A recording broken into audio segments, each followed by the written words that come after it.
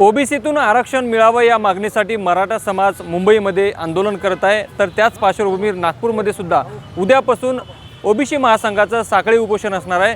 स्वतः या उपोषणाचे नेतृत्व करणारे डॉक्टर बबनराव तायवाडे आपल्यासोबत आहे। त्यांनी आताच ज्या ठिकाणी उपोषण असणार आहे त्या संविधान चौकाची त्यांनी पाहणी केली आहे आणि त्यांना परवानगी देखील पोलिसांकडून मिळालेली आहे। सर, काय सांगाल, पोलिसांची परवानगी मिळाली, उद्यापासून तुम्ही साखळी उपोषणाला बसणार आहात? नक्कीच म्हणजे साखळी उपोषणाला बसण्याकरता ज्या ज्या परवानग्या पाहिजे असते त्या सर्व परवानग्या आज आम्हाला अधिकृतपणे मिळालेल्या आहेत आणि त्याच्यामुळे नियोजित ठरलेल्या कार्यक्रमानुसार उद्या सकाळी 10 वाजता आमच्या या साखळी उपोषणाला सुरुवात होणार आहे।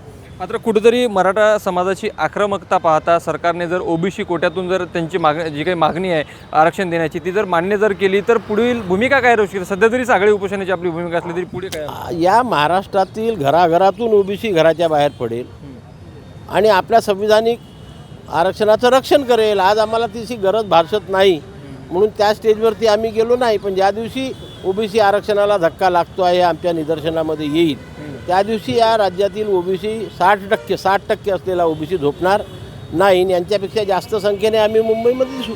सर, उद्या किती वाजता आपलं साखळी उपोषण या ठिकाणी सुरू होणार आहे आणि आतापर्यंत कोणकोणत्या लोकप्रतिनिधी तुम्हाला समर्थन या ठिकाणी दर्शवले? सर्वच पक्षाचे जेवढ्या विदर्भातील आमदार खासदार आहेत, कारण सर्व ओबीसीच आहे आणि मागासवर्गीय SC ST ज्या राखीव जागा असतात त्या सर्वच लोकांनी आपलं समर्थन आम्हाला दर्शवलेलं आहे। याच्यापूर्वीसुद्धा अनेक वेळा त्यांनी आम्हाला समर्थन दिलेलं आहे, मोर्चामध्ये आलेले आहे। मागच्या वर्षी जो मोर्चा आपण नागपूर, चंद्रपूर, गोंदिया, खामगाव, मुंबईला काढला होता त्या सर्वच आमदार खासदार सहभागी झाले होते आणि यावर्षीसुद्धा उद्यापासून आपल्याला स्वतःला बघायला मिळेल की कोण कोण आलं। नाही, काही ठळक नावं सांगते तर आता दिसेलच ना उद्यापासून तुम्हाला काय नावं काय सांगायचं काय? आता असं आहे, नावं सांगितलं मग 2-4 सुटले तर आमच्यावरती आरोप येतात, मग सर्वच मला उद्यापासून दिसणार।